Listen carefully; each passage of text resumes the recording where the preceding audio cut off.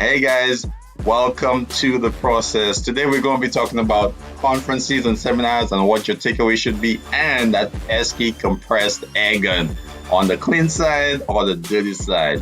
We'll be right back.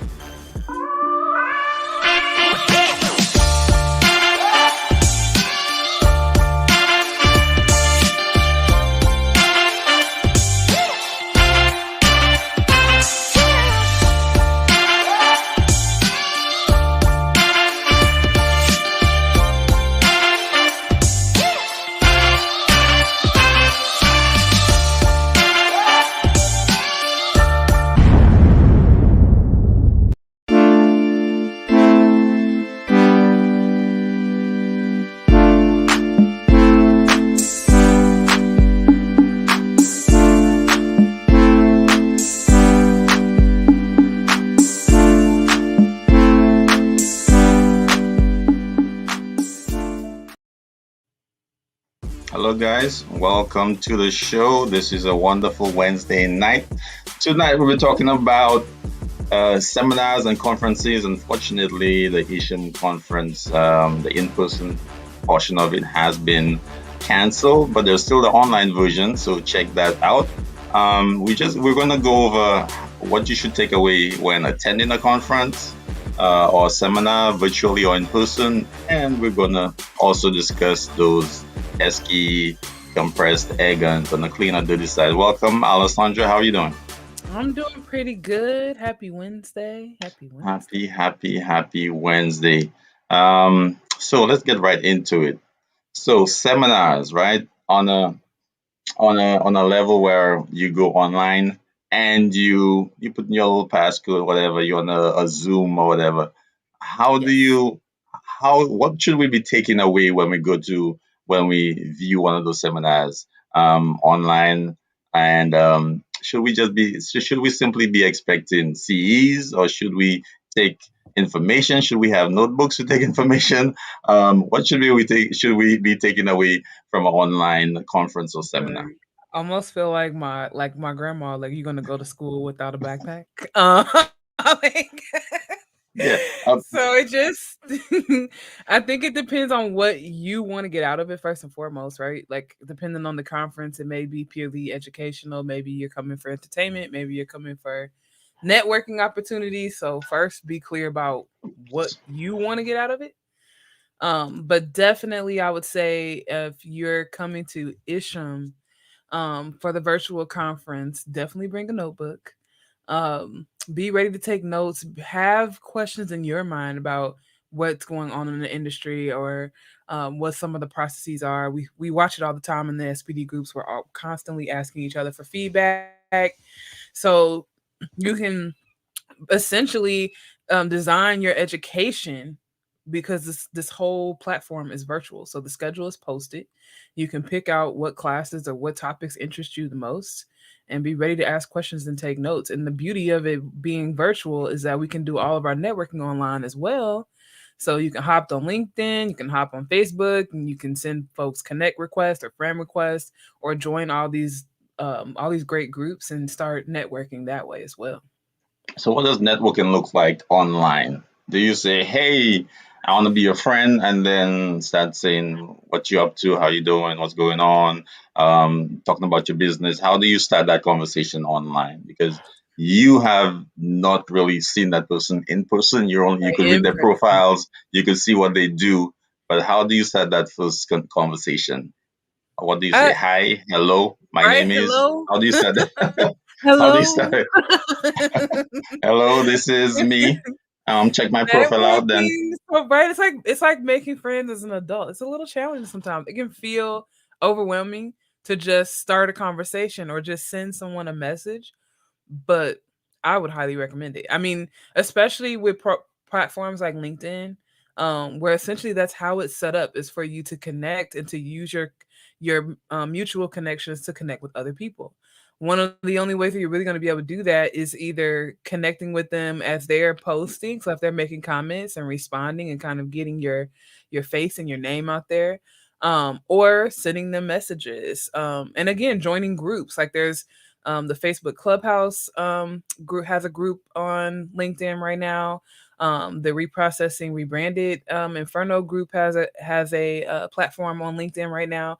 So folks are getting together and forming teams or forming coalitions together online. So definitely don't hesitate to reach out, to send that message. I've had technicians reach out if they are interested in positions at the facilities they see that I'm working at. I've also had students, like recently this week, I completed an interview for a healthcare administration student that's attending classes at New Haven. So she actually just was bold enough to just reach out and send a message. And one of the things that we actually talked about was that she didn't get a lot of responses for all of her messages, but she did get the responses that she was looking for. And ultimately, she landed the interview that she was looking to get. So I would recommend, if it's something that you're interested in, definitely reach out and ask your questions. We encourage it, especially here on the process. We encourage organic conversation.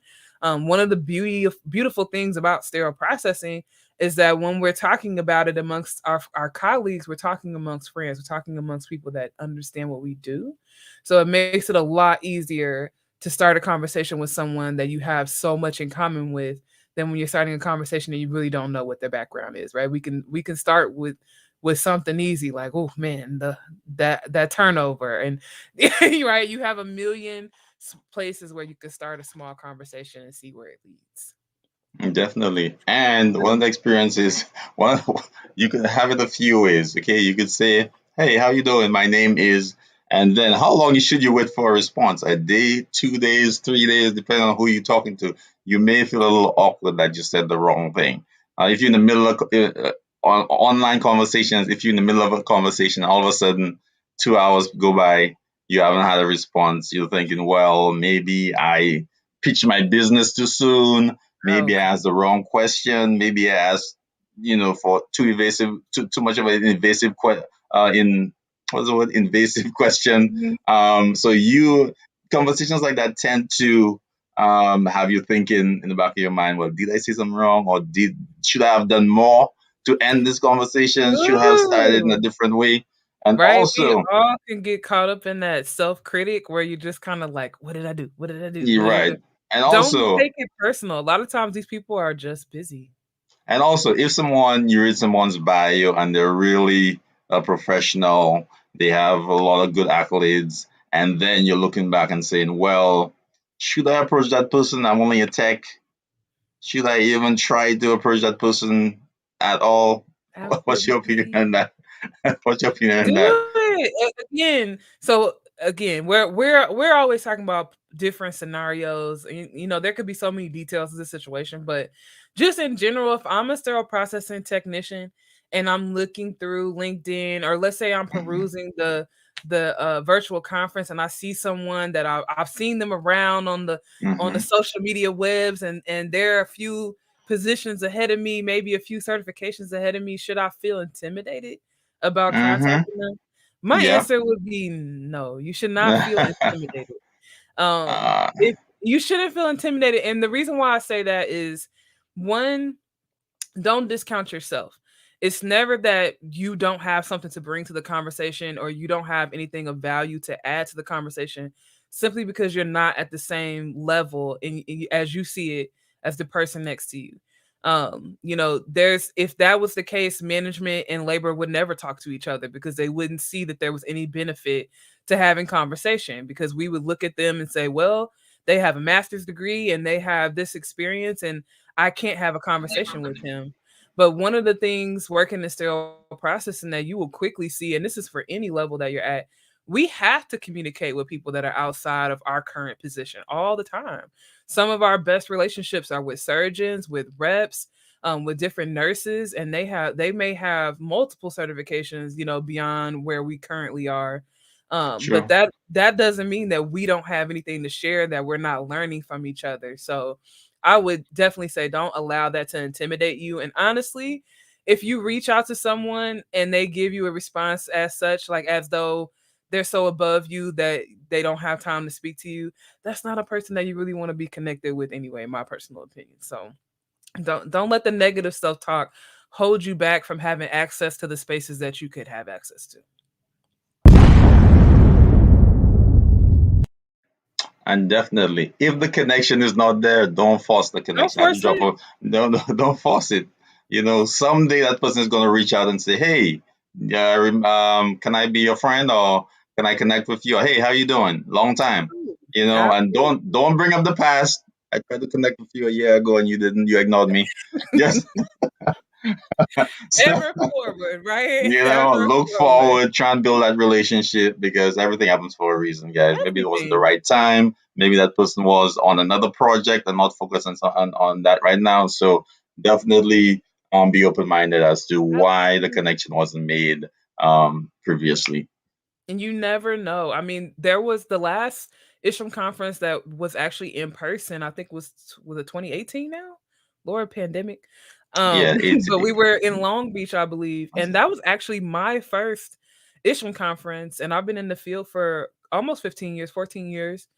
Um, and I actually that was the first time that I met Hank Bosch. I had never listened to Beyond Clean before that, but that was the first place I actually met them and got interested in what they were talking about. And then, fast forward a couple of years and he's hopping in on our shows. He's offering mentorship. We're networking in different ways. So, and you can say that for a million conferences. I mean, we see there's a lot of folks that are active in our industry that are absolutely willing to give back. So definitely, if you're interested in having a conversation with someone, I would say reach out. Yeah, definitely, definitely. It's a little intimidating at times, but definitely try and like their posts, comment on their posts, let them see that you're interested in what they're interested in, build that connection, and then maybe say hello. My name is X, Y, and Z. Yeah. I just want to connect, say hi. Are there opportunities where I could learn from you, etc., etc. Just start it real slow. Don't go in. I want the job, you know, Hire me. or, or hire me right now. Take it a little slow. Um, get a feel for the room or that person's Yeah. that person's situation at the time, whether they want to bring you in closely or they want to keep you as a general contact. So definitely get a feel for that person, see what post what they're posting, what they're interested in, research that, make an educated comment on their post, and then they'll see you're on the same wavelength as them. Exactly. Like So I think social that's media, I feel like is really kind of leveled the playing field as far as that kind of networking is concerned because all of us are kind of out here in the same space together. So there's a lot of opportunities to lift your voice up in a personal way if that's something that you're interested in. And we're seeing people do that across our industry. Speaking of Beyond Clean, we saw them put out a great article. Hank Bosch put out a great article about this particular topic. There's so much opportunity in social media to put out your own personal brand. There's people that are selling t-shirts, mugs, folks that are doing mentorship and coaching, folks that have classes.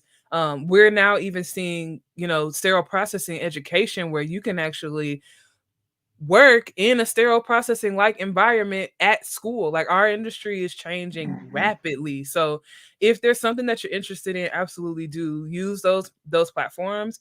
But Isham, the conference for me is education. That's an opportunity for me to get CEUs. That's an opportunity for me to ask subject matter experts about my favorite subject. So Yeah, definitely check that schedule out and just kind of perusing and see what's interesting to you, kind of plan out your time with it. It is virtual, so yeah, it's you're yeah. not locked into anything. You can come and go as you please. Yeah, and thank you to William Logan. He's watching. Thank you. He You left a know comment what? on there. And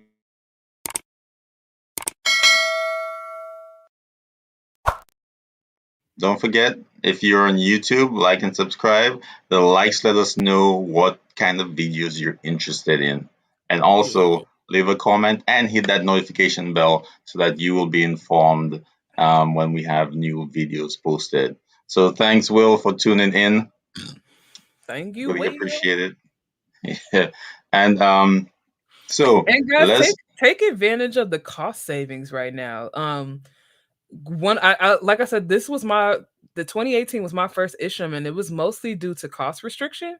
Between Mm, the cost of the certification or the cost of attending and the cost to get there, I think I spent a little over $1,000 in that experience, and my facility did not reimburse a single dime. So, yeah. it really is a unique opportunity for us to jump into conferences that we wouldn't have been able to previously travel to. Hmm. And guys, also pay attention to the actual presenters. Mhm. Get the names and just see if you could follow them or send them a comment. At least a thank you. I was really interested. I was really I really learned a lot from your presentation, Yeah. and then also focus on certain points in their presentation to let them know you actually listen to the presentation. Don't fake it. All right. So if the presentation was on decontamination, at least take down a couple of the points and regurgitate that to them. Hey, I like when you talked about separating multi-level trays in the washer so that oh yeah, oh, you're actually listening. Okay, that's good. I appreciate Right. that. So then that helps. That definitely lets them know that you actually paying attention. You actually paid attention, and then they'll actually reciprocate that Mhm. to you. So definitely, guys, take notes on your online seminars. Take notes.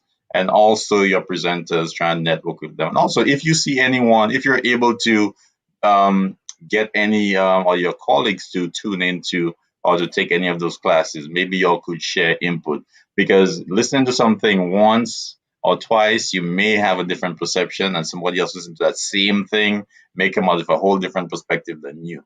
So definitely let Absolutely. your colleagues listen to the same thing. You could have five different people taking away five different points from one Yes. presentation. Definitely Yes. have your colleagues chime in, maybe start a little work group where y'all could come back in a little huddle and I'll go over what you'll learn from anything in the conference or seminar. Um, Teamwork makes the dream work. so I'm just gonna love you guys. Keep pushing that information out. My students will be required to listen to the process. Oh, thank you, thank you, thank you. Required learning. And just a little plug for Mr. Logan. He's been doing some big things. Big thing. Yeah, posting online. I've seen his academy. Um, taking off. I think his department, learning department has is complete now. I think I he do has a believe yeah he that they are has getting ready to run. decontamination. We definitely have to get William back on and talk about Yeah, yeah, yeah. that new process he has going And on I there. also want to do maybe we should shoot a show from there. That would be nice. Maybe the next show will be from inside his school.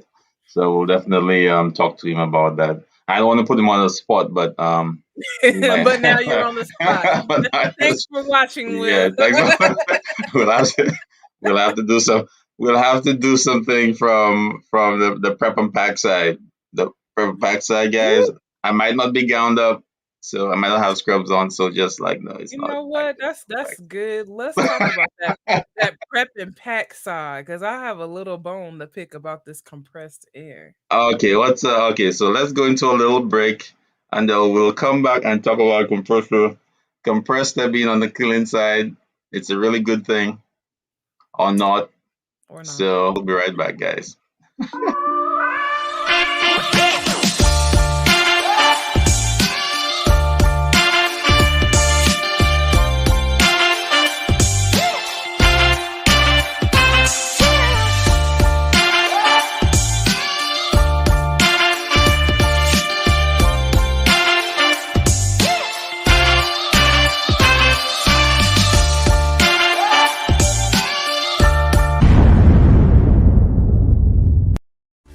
So, guys, welcome back to the process. Right now, we're going into compressed air, right? The little guns, you squeeze, flush stuff out. Ain't Some nothing person little says about that. cleaning. Some person says cleaning. Some person says inspection. So, what say you? Some Is places it a say it's good thing? contamination. Some Some places say places, the aerosolization of the water will contaminate everything on the clean side. Some people yeah. say, well, finding out there is contamination is more important than worrying about the contamination. You worry about Ooh, that after the fact of finding it, then you enclose that. the They'd tip rather of just that take the lumen or eraser and whatever. spray that blood So on the wall and then just wipe it off because we found it, right? I know, you can't you can't stop a process because of a bad practice. So would All you right. stop sterilization because people put the bio in the wrong place? Yeah, maybe you're right, Deannard. Maybe you're A right. bad practice is a bad practice, but that doesn't mean the process is Don't bad. throw You the baby understand? out with the bathwater, Bad what? I just heard that today too.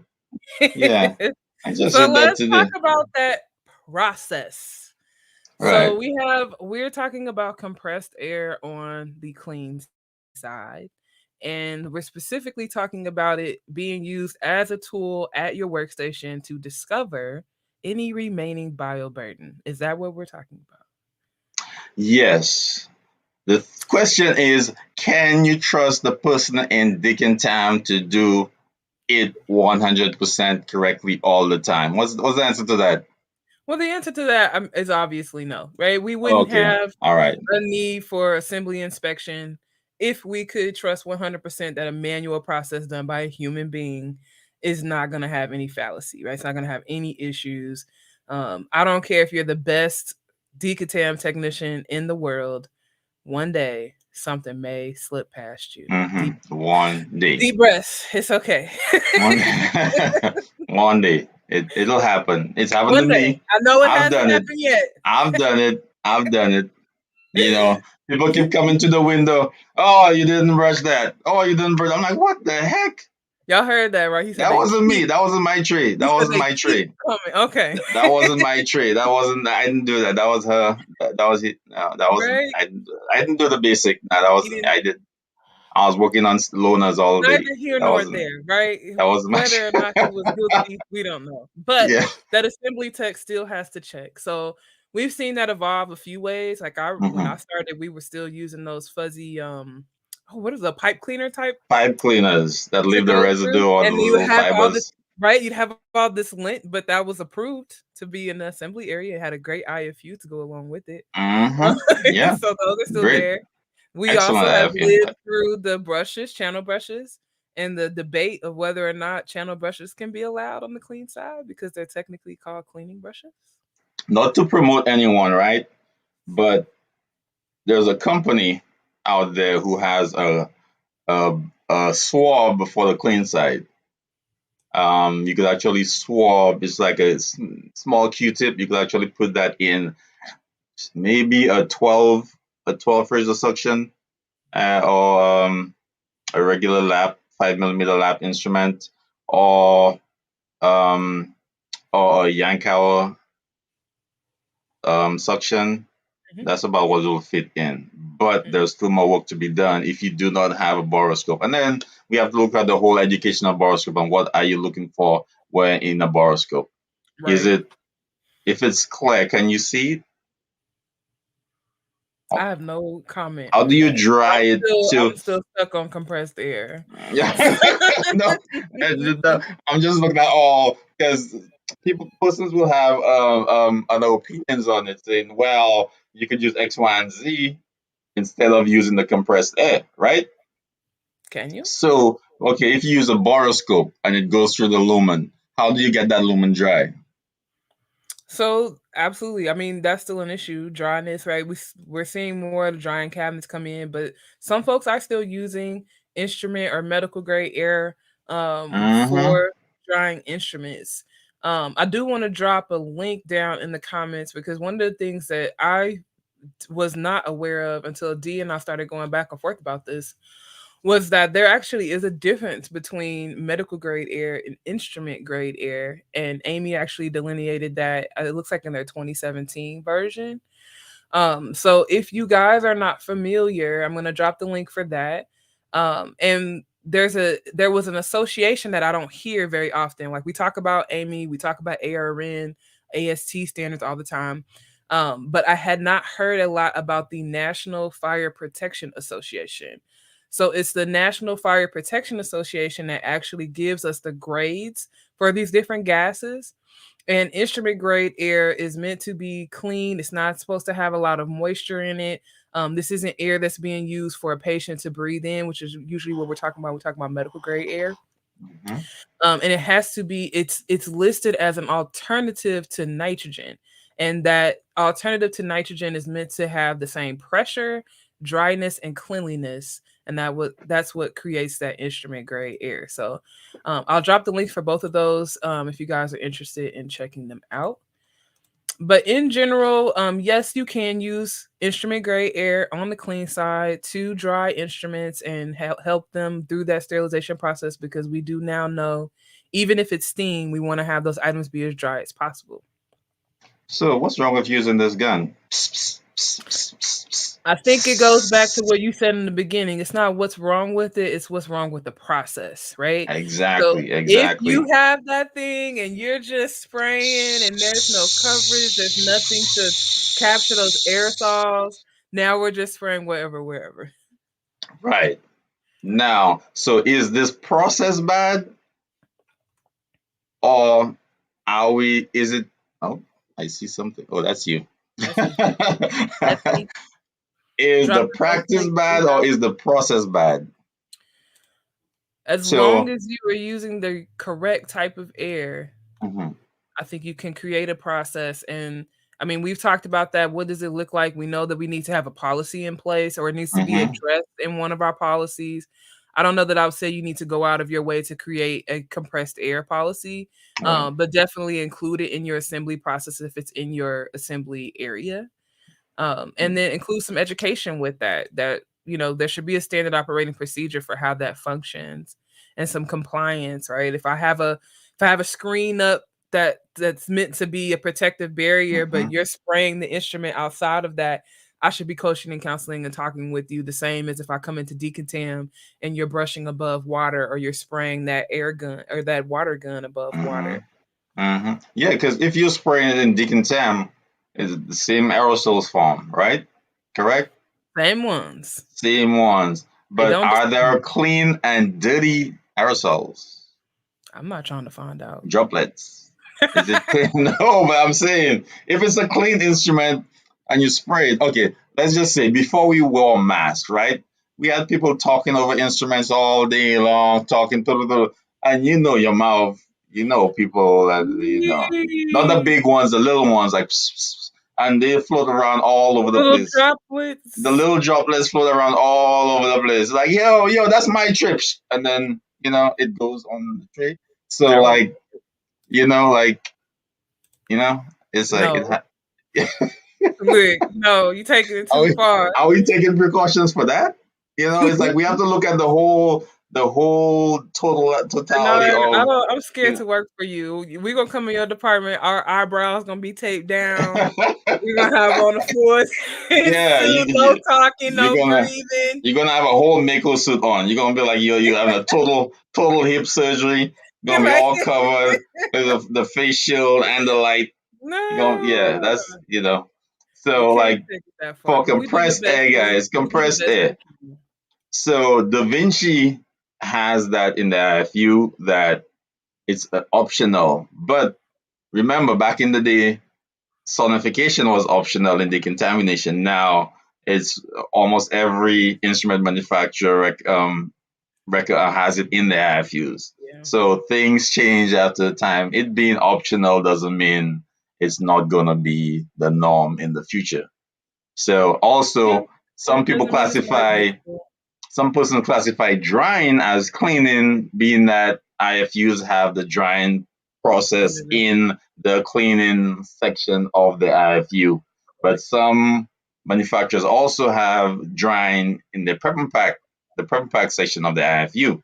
So is cleaning decontamination, or is cleaning preparation and packing? Also, if you have a low temp item that has to go in low temp sterilization and it has droplets in it, do you stand back in decontam to wipe that excess moisture off, or do you just get a lint-free cloth and wipe that off on the clean side? So is it that considered you cleaning on the clean side, or is that considered prep and pack?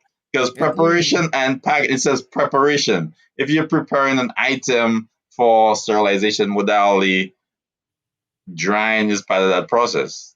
You can't Right. you can't ignore the moisture because, you see what I'm saying? I do see what you're saying. I mean, you can play Catch 22 in the assembly area all day long. I mean, we just introduced the ion probe from Da Vinci, and that requires you to do conductivity testing on the clean side. And I'm just gonna leave it at that. For those of you that are currently because it's a new product, so for all of us that it's rolling out, it's new for all of us to set up our processes. But yeah, is that cleaning? Should that be done on the other side? Is that testing? Should that be done before I pass through the window? I mean, we could play that game all day. But with the compressed air specifically, the key things I want folks to take away is make sure that it's not just medical grade, that you do have instrument grade air. And if you, a lot of us are in departments that are older, so that might not be a house air type of situation. It's usually going to be some compressed air tanks. So you want to be familiar with how to handle those as well. And then something else that we didn't touch on is the PSI of your compressed air. So for those of you that are not familiar with PSI, it's pounds per square inch. So we're talking about the amount of pressure. It can seem like it's not so, not so much pressure because it's air that's blowing, but the rate, because we've compressed it, that is can cause damage. So you can actually blow out a scope if you're using compressed air at too high of a PSI. So you know what I mean? Like even in assembly, you can't just pick stuff up and just You can't spray. just be, you can't just be like, you can't be like just spraying stuff all over the place. Like, I mean, you could that's my turn gun. I'm a $80,000 scope into a nice right. bracelet. Yeah, you don't wanna put that on your endoscopes, Nah, guys. Don't put it on your careful, endoscopes. careful. Be very Check careful. the IFU. I'm not even gonna say don't put it on your endoscopes. Check your IFU because it may be there for you. I'm not gonna say don't do it. I'm gonna say check your IFU and make sure that whatever the PSI in that IFU is what you have in your tank, and or you can adjust to that. And then some departments are so gracious, they allow you knowledgeable professionals. I'll say I want that. I'll try and skip that technician name.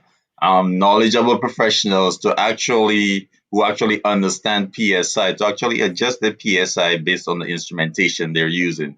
So your PSI will should have a valve that tells you how much PSI is flowing through that hose, right, or that pipe. Yes. Now you could adjust that higher or lower if you turn the little knob, right? So if you have an instrument that needs a lower PSI, like five PSI, you could turn it down till you get five. Or if you have an instrument or you're trying to blow out something and contain it, I'll say that. And you can turn it up to 30 PSI, right?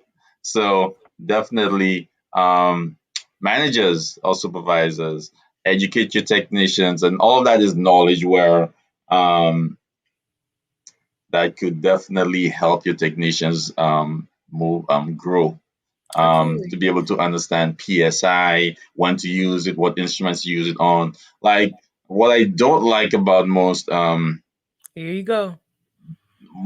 negative situations is that um, professionals are not allowed to gain that knowledge and use it freely. Yeah, it can There are definitely those be a challenge. there are those blanket rules. Don't Right? use I metal said what I brushes. said and I said Me- what I said. Like metal brushes are not good. Don't use them ever. We don't want them in the department. Versus saying we could use metal brushes on X, Y, and Z, but we cannot use them on A, B, and C. I mean, or even having an in-depth knowledge to understand the different types of metals. Like my brass Right. brush, right? It's not the same as my Exactly. stainless steel brush. So definitely, anytime we can give technicians more detail, the better, because it allows them Exactly. to think through the process and Right. not just be robots on the floor. All right. Hold on. Hold on. I She don't said want that perfectly. You don't want a robot on your floor. And anytime there's deviation from the process, they're calling you like, well, the bio was sideways. Should we incubate what do it? we do? What do we do? The load is here. It's been here for 2 hours. What do I don't know. I was trying to get in touch with, like, you want your team to be knowledgeable as to what to do in the situations. Don't Absolutely. restrict them to certain processes and procedures that has no backbone. Yeah, no depth. Like no education behind it, because you're Absolutely. basically slowing down your department when you do that. Yeah. Because issues will arise, and you want your technicians to be To free flow. thinking and flowing to be able to solve those problems on your own and not having to call you or waste time waiting or trying to Absolutely. explain to the operating room why this is taking so long, and they have no idea how to explain it because Yeah. they never fixed it in their time here. There's always somebody Or even coming. just finding out that a simple issue that could have taken a small amount of time to fix, maybe it went all night or went Right. over the weekend simply because somebody was ill informed. Exactly, exactly, exactly. So definitely, education is the key. The Though let's not key. hold the professionals back. Let's give them that knowledge. Maybe one day they might make a mistake trying to correct that problem, but at least they will learn from that moving forward than Absolutely.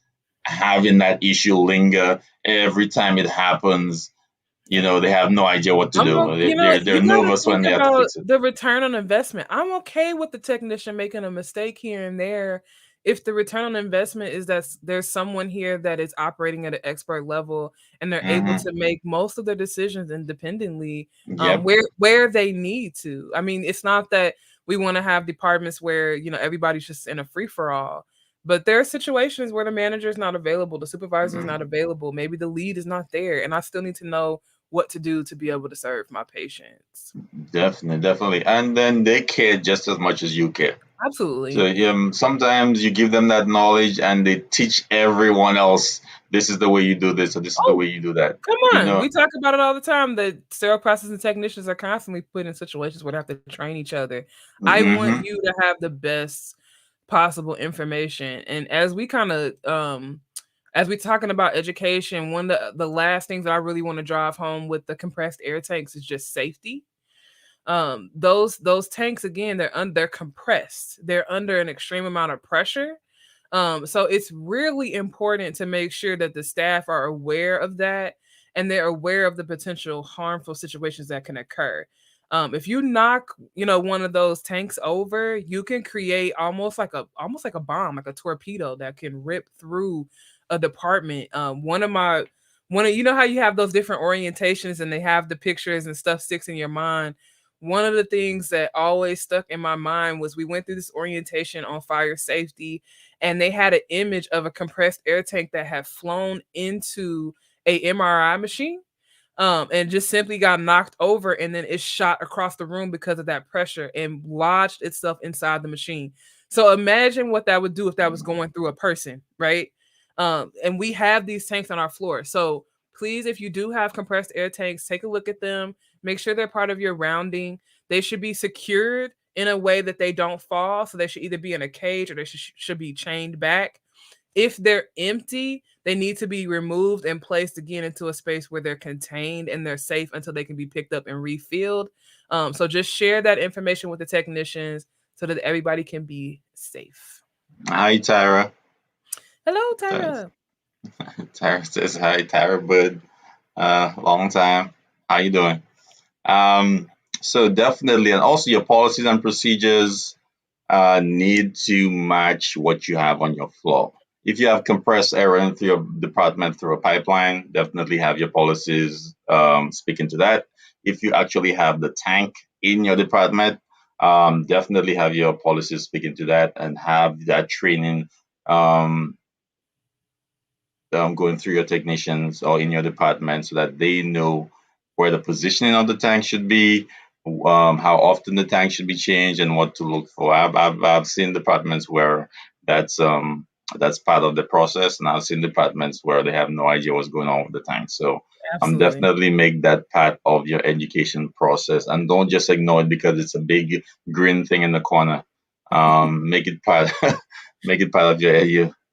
make it part of your education. It's So one of those spaces where I feel like visual aids are really key because compressed air is you don't think about it. You use it every day and you don't really think about it. And you don't want to have a situation where it needs to be changed and the staff don't know how to access it. So I would highly recommend if you're able to put up any pictures in those areas, especially like your utility rooms where they're being held.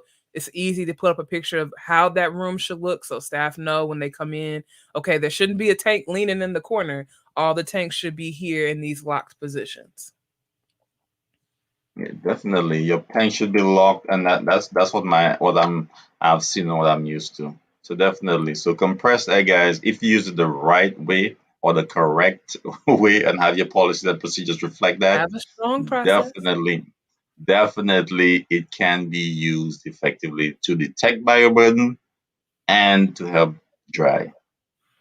So Mhm. and Mhm. also guys, on another note, we are having a marathon on the 10th of October. Don't sound So excited. I am so excited.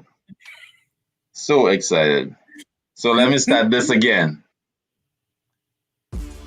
So, guys, we're going to have a marathon show 12 hours long on the 10th of October 2021. So, this show is going to be from Sunday, 12 p.m. to 12 a.m. on Monday morning.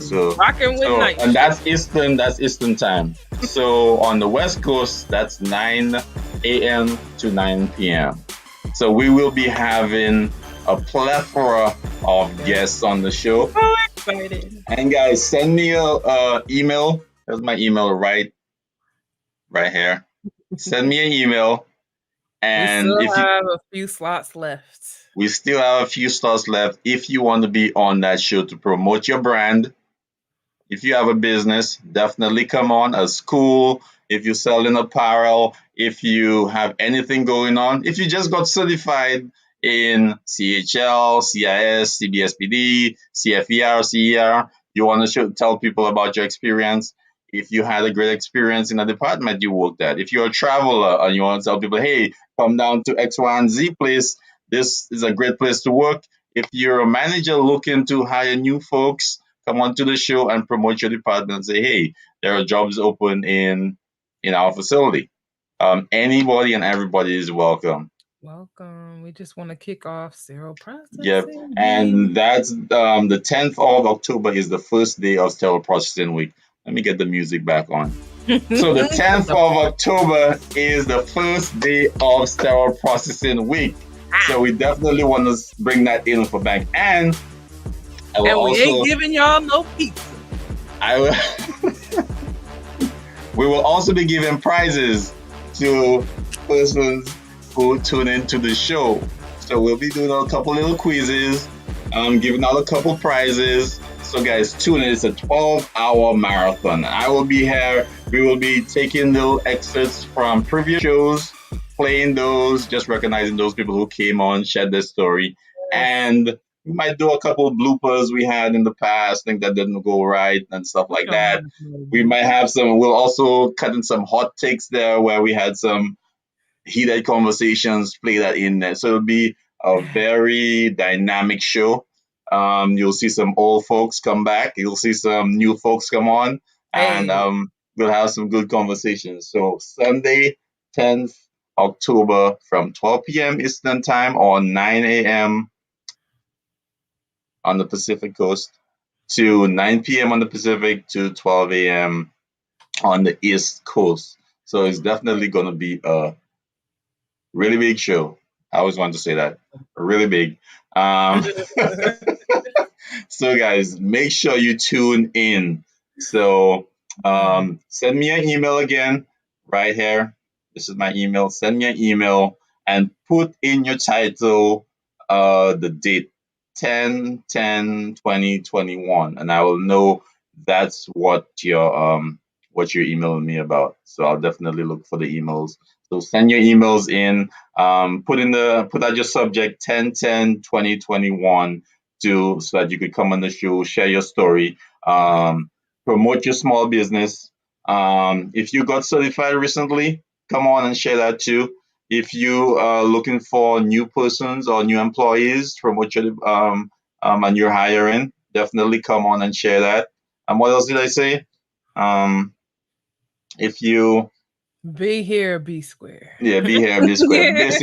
Basically, be here or be square. So guys, 10 October 10th, that's a Sunday. It'll be a good show. So I'm expecting millions and millions of emails.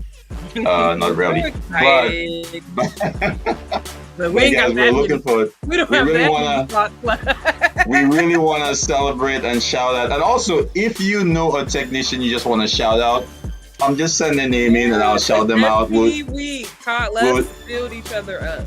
Yeah, we'll shout them out. Hey, whatever department they work at, or whatever part of the country, or your department, we'll shout your department out. So send me an email, and then we'll get the ball rolling. So, anything else you wanna It's good. touch Just on? to remind you guys, a process walk every Saturday. Room opens up now at 7:30 EDT. The room stays open until the last tech leaves, so you can come in and join anytime. And it's just an opportunity to kind of get your steps in, let go of the Mhm. week, put it away, chat with your SPD family, and relax. So if you're interested, Saturdays, a room is opening at 7:30 now. And I'm still I'm waiting so for anybody to excited. take this Oh from me. Lord. I'm still Damien, waiting. I'm please. still waiting. Can I'm somebody still beat me? I'm still Can waiting for somebody? Damien to confirm that we can do this virtual challenge Can somebody please and take this from me, dethrone this please? Can, like. this supposed rap champion. So, like, guys, if you think you could rap, let me know, and I'll beat you, fan square. Just let me know, all right? Anytime, anywhere. Send in your videos online, whatever you want to do. Email me if you're Oh, you serious. going down the gauntlet. He said post Just your come. videos. Post your videos. Do what you feel you can, but don't put your videos on 2x speed and say you're rapping quickly, all right? Because I'll know, right? Oh, You just please, somebody out there, please. no special edits, right? Show him how we actually rap out here. Okay, thank you. But yeah, but guys, um, thank you for watching the show. Appreciate it. We'll definitely be on. Oh, let me plug the next show. Next week's show. Next week's show will be on. Just now, let me hold. It'll be on incontinence. Um, Gynecological issues. It'll be a female oriented show. So we'll have a doctor on here presenting facts on women's health and how women could take care of themselves um, to ensure that they don't have certain issues down the line. So let me look at this real So quick. excited to have a physician on the show. You guys check it out. We're talking Yeah, about gynecological services. yeah. So guys, thank you for tuning in and we really appreciate your support. So see you at the next one. Peace. Peace.